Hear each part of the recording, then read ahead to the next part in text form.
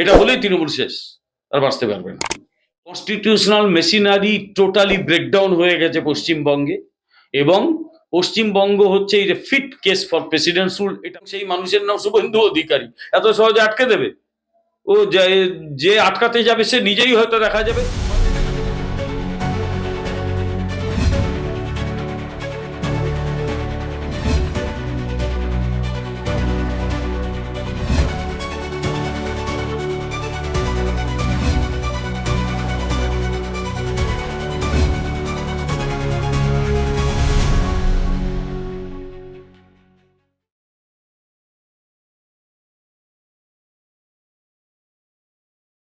আপনাকে CM news মিডিয়ায় স্বাগত। নমস্কার।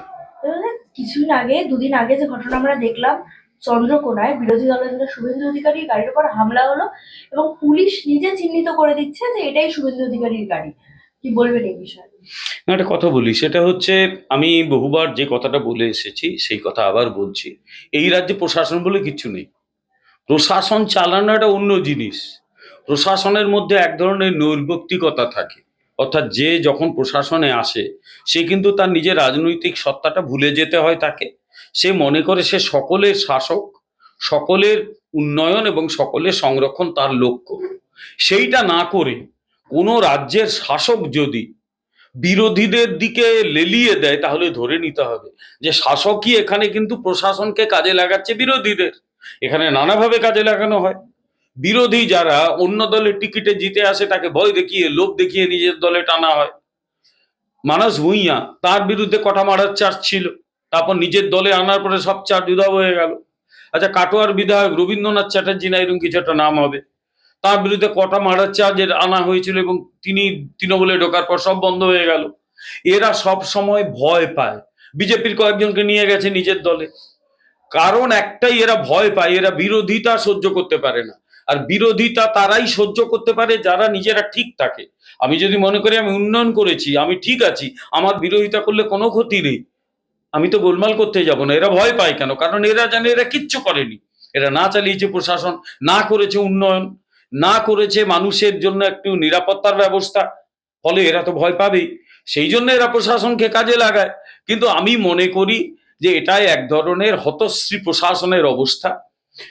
বিধানসভার বিরোধী দলনেতা যেভাবে গোটা পশ্চিমবাংলায় মানুষের মধ্যে থেকে লড়াইটা করে যাচ্ছেন, তাতে এরা আতঙ্কিত, এরা ভয় পাচ্ছে।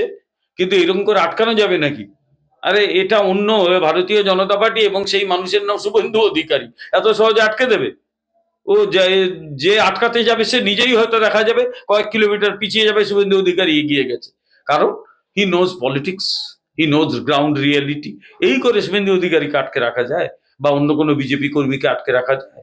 2021 সালে 2রা মের পরে কজন বিজেপি কর্মী, 2 মাসের মধ্যে 57 জন খুন হয়েছিল। বিজেপির ভোট কমেছে? কিচ্ছু কমেনি। ফলে এত সহজে বিজেপির ক্ষতি করা যাবে না। শুধু তো শুভেন্দু অধিকারী না, এর আগে সুকান্ত মজুমদারের উপর হামলা হয়েছে, একের পর এক নেতা মন্ত্রী বিজেপির যারা কর্মী সমর্থক রয়েছে তাদের উপর হামলা হয়েছে।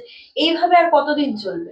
এইভাবে আর বেশি দিন চলবে না। আমরা আশা করছি, আশা কেন, আমার দৃঢ় প্রত্যয়, আর দু তিন মাসের মধ্যে এই সরকারটা চলে যাবে।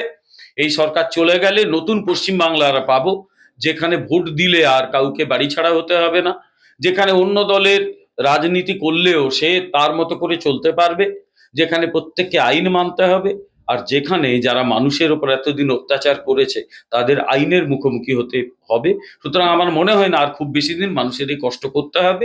আমি শুধু মানুষকে বলবো, জেগে উঠুন, এই সরকারটাকে তাড়ান, পশ্চিমবাংলায় ভালো দিন আমরাই নিয়ে আসবো। না, যেভাবে আমরা দেখছি সামনে ভোট, তার আগেই এই ধরনের ভায়োলেন্স হচ্ছে, এরপর ভোটের পরবর্তী হিংসার কথা আমরা সকলেই জানি। আপনার কি মনে হয় যে এই মুহূর্তে আমাদের রাজ্যের রাষ্ট্রপতিকে হুকুম জারি করে দেওয়া উচিত? তো আমি ব্যক্তিগতভাবে মনে করি, এটা ভারতীয় জনতা পার্টির মুখপাত্র বা এরকম হিসেবে বলছি না, রাষ্ট্রবিজ্ঞানের একজন অধ্যাপক হিসেবে আমি কথা বলছি।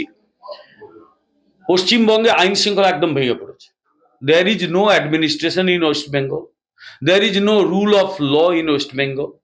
কনস্টিটিউশনাল মেশিনারি টোটালি ব্রেকডাউন হয়ে গেছে পশ্চিমবঙ্গে, এবং পশ্চিমবঙ্গ হচ্ছে এই যে fit case for president rule. এটা ব্যক্তি হিসেবে আমার ভাবনা। আগামী দিনে কেন্দ্র কি করবে কেন্দ্রের ব্যাপার, কিন্তু পশ্চিমবঙ্গে এই সরকারকে 1 মিনিট ক্ষমতায় রাখার আর কোনো প্রয়োজন নেই। নির্বাচন কমিশন ঘোষণা করেছে যে রাজ্যে নাকি এবার এক দফাতেই ভোট হবে, কারণ পর্যাপ্ত পরিমাণে সেনাবাহিনী আমাদের রাজ্যে রয়েছে নিরাপত্তা দেওয়ার জন্য। তাহলে এতদিন যে দফায় দফায় ভোট হয়েছে, এই জন্য কি এত দুর্নীতি বা এত ভোট চুরি হয়েছে? এখন একসময় বেশি দফায় ভোটের দাবি করা হতো, আমার মনে আছে 90-এর দশকে, 2000-এর পরে, যে বেশি করে দফায় হোক, যাতে বিভিন্ন জায়গা থেকে ইয়ে নিয়ে আসা যায়। দেখা গেল সিপিএম সেটাকে নিজের স্বার্থে কাজে লাগিয়েছে, বিভিন্ন জায়গা থেকে ক্যাডার মোবিলাইজ করছে। আর সিপিএম যারা করতো তারাই তো তৃণমূল করে তো। ফলে ওই তাদের যে টেকনিক্যাল নো হাউ এনে এদের সাপ্লাই করে দিয়েছে। ফলে এক জায়গা থেকে অন্য জায়গায় গিয়ে বদমাইশিগুলো করে। এখন একদিনে যদি ভোট হয় তাহলে আশা করা যায় যে এই বদমাইশিটা এই শাসক দল আর করতে পারবে না, ক্যাডার মোবিলাইজেশন হবে না, এবং আশা করা যায় যে মানুষ সহজে তার ভোটটা দিতে পারবে এবং যার ভোট যাকে খুশি তাকে দেবে। এটাই আশা করা যায় পশ্চিমবঙ্গে হবে। এটা হলেই তৃণমূল শেষ, আর বাঁচতে পারবে না। এসআইআর ঘোষণা হওয়ার পর থেকে তৃণমূলকে আমরা বিরোধিতা করতে দেখেছি। এখন মানে খুব রিসেন্ট জ্ঞানেশ কুমারকেও মমতা বন্দ্যোপাধ্যায় চিঠি পাঠিয়েছেন, বলছেন যে নির্বাচন কমিশন বিজেপির এজেন্সি হয়ে কাজ করছে, মানুষের অধিকার কেড়ে নিচ্ছে। যদি নাগরিকের অধিকার তারা কেড়ে নেয়, আমরাও আপনাদের অধিকার কেড়ে নেবো। এখন এটা একটা হুমকি, এবং এটা প্রচ্ছন্ন প্রকাশ্য হুমকি। এর আগে উনি বলেছিলেন যে ওনারা চান বলেই দেশের স্বরাষ্ট্রমন্ত্রী হোটেল থেকে বেরোতে পারেন। এবার মুখ্য নির্বাচন কমিশনারকে ভয় দেখাচ্ছেন। এগুলো প্রত্যেকটাই কিন্তু, আবার আমি বলছি, সংবিধান ভেঙে পড়ার লক্ষণ। রাজ্যের মুখ্যমন্ত্রী যিনি ফাইল নিয়ে চলে আসছেন, হুমকি দিচ্ছেন, এই সব কথার মধ্যে একটা বিষয় প্রমাণিত হয়, আতঙ্ক গ্রাস করে ফেলেছে, ভয়ঙ্কর আতঙ্কে আছে এরা। এরা জানে ক্ষমতা থেকে গেলে এদের কি হতে পারে। ফলে সেই আতঙ্ক থেকে এই ধরনের কথা বলছেন। কি আর বলবো, বিনাশকালে বিপরীত বুদ্ধি, সংস্কৃতে কথা আছে না, সেটাই হয়েছে। আর স্বামী বিবেকানন্দের জন্মদিন, সেখানে দেখা গেল যে স্বামী বিবেকানন্দের বাড়ির একদম অপোজিটে অভিষেক বন্দ্যোপাধ্যায়কে যুবরাজ বলে আখ্যা দিয়ে সেখানে পোস্টার টানানো হয়েছে। এটা আমি বেশ কয়েক বছর আগে, আমার মনে আছে 19 বা 20 সালে সম্ভবত, তখন দক্ষিণ চব্বিশ পরগনায় আমতলার ওইদিকে একটা বিশ্ববিদ্যালয়ে আমি মাঝে মাঝে গিয়ে ক্লাস নিতাম। তো সেখানেই প্রথম এইটা দেখি, বাংলার যুবরাজ। মানে যাকে রাজতন্ত্র তাহলে চালু করে ফেললো এরা। দেখো, এরা গণতান্ত্রিক ব্যবস্থার সঙ্গে এরা বেমানান। গণতান্ত্রিক ব্যবস্থায় রাজা মহারাজা ওসব চলে না। গণতান্ত্রিক ব্যবস্থায় একটাই চলে, সেটা হচ্ছে যারা নির্বাচিত হয় তারা জনগণের সেবক। তারা নিজেদের জনগণের সেবক বলে মনে করে, জনগণকে সেবা কার্য দেয়। এরা কেউ মনে করে রাজা, কেউ মনে করে মহারাজা, কেউ মনে করে যুবরাজ। অর্থাৎ এদের মধ্যে ন্যূনতম গণতান্ত্রিক ভাবনাটা নেই। আচ্ছা, যার সম্পর্কে এই যুবরাজ বলেছিল তার তো প্রথম বলা উচিত ছিল এইসব একদম পোস্টার যেন না হয়। আর যদি বলতে শুনেছো কোথাও যে এইসব বারণ করেছে? করেনি। আসলে দে এনজয় ইট। এবং সবচেয়ে বড় কথা, এরা তো মানে জনপ্রতিনিধি হিসেবে সরকার চালায় না। পশ্চিমবঙ্গে তো জমিদারি চলছে, এটা জমিদারি সিস্টেম। ন্যাচারালি এরা এই কথাগুলো পছন্দ করে। এই যে কথায় কথায় অনুপ্রেরণা, এই কথাগুলো দে লাইক ইট। ফলে ডিমান্ড সাপ্লাই এর ব্যাপার, যেহেতু লিডারশিপে ডিমান্ড আছে এই কথার, এই ক্যাডাররা সাপ্লাই করছে। এটাকে ইংরেজিতে একটা কথা আছে, কম্পিটিটিভ সাইকোফ্যান্সি। এই দলটাতে ভর্তি হয়ে গেছে কম্পিটিটিভ সাইকোফ্যান্সি। সাইকোফ্যান্সির একটা বাংলাটা খুব ভালো বাংলার নয়, তাও বলি চামচা বলে এটা বাংলা রয়েছে। এটা হচ্ছে মানে কি বলবো, মানে প্রতিযোগিতামূলক চামচা বৃত্তি ওই দলটিতে যা চলছে, কম্পিটিটিভ সাইকোফ্যান্সি। আর কি বলবো এটাকে। আইপ্যাকে ইডি তদন্ত চলাকালীন মুখ্যমন্ত্রী বাধা দিয়েছিলেন এবং ইডি হাইকোর্টে মামলা করেছিল, সেই শুনানির ডেট পিছিয়ে গেছে। আজকে সুপ্রিম কোর্টেও দুটি পিটিশন জমা করেছে ইডি। খুব স্বাভাবিক, কারণ সেদিন হাইকোর্টে যা ঘটেছিল। এখন আমি আমি আদালতের বিচারপতির কোনো সিদ্ধান্ত নিয়ে একটা প্রশ্ন তুলতে পারি না, আমি তুলবো না। কিন্তু আমি যদি হতাম কি করতাম, আমি আদালত ছেড়ে বেরোতাম না। আমি পরিষ্কার পুলিশকে বলতাম এদের বার করুন এখান থেকে। তার মানে এরপর দেখা যাচ্ছে যে যে কেউ 10টা 20টা লোক নিয়ে বিচারপতির ঘরে ঢুকে সব বিগড়ে দেবে, আর বিচারপতি বেরিয়ে যাবেন। কি ধরনের উদাহরণ এখানে প্রতিষ্ঠিত হলো! আমি আবার বলছি, আমি বিচারপতি কোনো সিদ্ধান্তের সমালোচনা করছি না। আমি থাকলে এটা করতে দিতাম না। আমি থাকলে পুলিশকে ডাকতাম, বলতাম এদের বার করুন এখান থেকে। সেইটা না করে যেটা ঘটলো, তাতে এই খারাপ লোকগুলো যারা গিয়ে হইচই করে, দেখা যাচ্ছে বিভিন্ন হোয়াটসঅ্যাপ গ্রুপ থেকে ডাকা হচ্ছে, আয় আয় আয় ওই কোর্টে আয়, দিয়ে হইচই করে বিচারপতি বেরিয়ে চলে গেলেন। এরপর তো সবাই এই সুবিধাটা পেয়ে যাবে, তাতে বিচার ব্যবস্থা থাকবে কি? আমি একটু দয়া করে ভাবতে অনুরোধ করব, আমি সুপ্রিম কোর্টকেও বলবো দয়া করে ব্যাপারটা দেখুন। কারণ এই ব্যবস্থা চলতে থাকলে কিন্তু জাস্টিস একেবারে শেষ হয়ে যাবে। জাস্টিস যদি ডিনায়েড হয় মানুষের প্রতি, তাহলে আর দেশে থাকবেটা কি? শাসক দলের একাধিক নেতা মন্ত্রী এদেরকে ইডি ডেকেছিল, ইডি ডেকে পাঠিয়েছিল, কিন্তু কখনো মমতা ব্যানার্জিকে এতটা তৎপর দেখা যায়নি। ঠিক সারদা কাণ্ডে রাজীব কুমারের জন্য মমতা ব্যানার্জিকে যতটা তৎপর দেখা গেছিল, সেই একই প্রতিচ্ছবি প্রতীক জৈনের ক্ষেত্রে ধরা পড়লো। কে এই প্রতীক জৈন? সে তো একজন ব্যক্তিগত লোক, নাকি ভালো ছাত্র ছিল, তাতে কি গেল এলো? সে তো একটি বেসরকারি সংস্থার কর্তৃত্ব, তাতে আমাদের কি যায় আসে? সবচেয়ে বড় কথা, তার অফিসে যাওয়ার জন্য মুখ্যমন্ত্রী এত আতঙ্ক কেন? ফলে ওই যে হিন্দিতে একটা কথা আছে, ডাল মে কুচ কালা হ্যায়, কুচ কালা তো হ্যায়, ডাল মে কুচ কালা তো হ্যায়। এটাই তো সমস্যার জায়গা। কিছু সমস্যা রয়েছে, নইলে মুখ্যমন্ত্রী দৌড়ে যেতে হয় কেন? এই রাজীব কুমার তো বাঁচানোর জন্য উনি চলে গেছিলেন, ধর্মতলায় বেশ পেতে বসে পড়েছিলেন। আর সবচেয়ে দুঃখের কথা, এই রাজীব কুমার কিন্তু হাইকোর্টে জামিন পেয়ে গেছিল, তারপরে জামান ওকে আর ইয়ে করা যাবে না, রেহাই পেয়ে গেছিল হাইকোর্টে। এই রাজীব কুমার বিচার বিভাগে তো এখানে মানে ও গিয়ে রেহাই পেয়েছিল। ফলে এরা অনেকে ভাবে তাই এইভাবে আটকে দেবো, তারপর বিচার বিভাগ থেকে রেহাই পেয়ে যাব। আমি জানি না এক্ষেত্রে কি হবে। আমি সুপ্রিম কোর্টকে একদম একজন দেশের নাগরিক হিসেবে হাত জোড় করে বলবো, দয়া করে বিচার বিভাগকে রক্ষা করুন। Everything in West Bengal is in danger. বাঁচাতে হবে পশ্চিম বাংলাকে। বিচার বিভাগ শেষ হলে সব শেষ হয়ে যাবে। হ্যাঁ, সেই দিন তো সেখানে সিআরপিএফ, তারপর ইডি সবাই উপস্থিত ছিলেন মমতা ব্যানার্জি যখন ঢুকেছেন। তারা কি চাইলে বাধা দান করতে পারতো না মমতা ব্যানার্জি? না, পারতো না। কতগুলো কথা বলি, দেখো আমি রাষ্ট্রবিজ্ঞানে অধ্যাপনা করি আর 38 বছর পড়াচ্ছি, সেই জ্ঞান থেকেই বলি। সিআরপিএফ বা আইএএস, আইপিএস যারা বিভিন্ন সংস্থায় কাজ করে, তারা একটা জিনিস জানে, সেটা হচ্ছে রাজনৈতিক নেতৃত্ব হচ্ছে ওদের বস। প্রধানমন্ত্রী বা মুখ্যমন্ত্রী তারা বিভিন্ন পজিশনে থাকেন, কনস্টিটিউশনাল পজিশন। এখন সেদিন কি করতে হতো? মুখ্যমন্ত্রী ফাইলটা কেড়ে নিচ্ছেন, তাহলে ওদের মারপিট করতে হতো।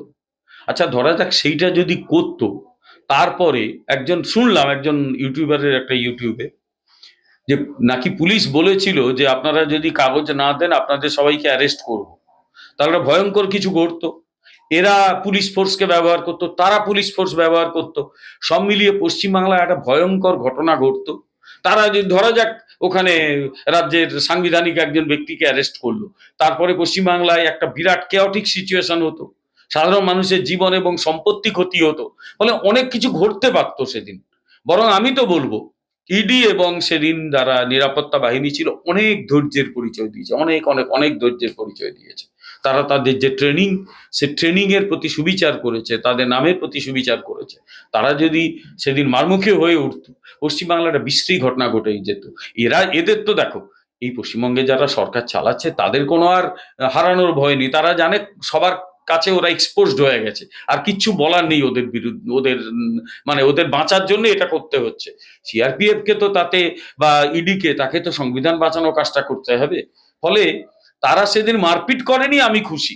তবে এটা ঠিকই যে এবারে বিচার বিভাগের পরীক্ষা, কিন্তু সেটা গান আছে না, আজ তোমার পরীক্ষা ভগবান, একটা গান ছিল আগে আরতি মুখোপাধ্যায়।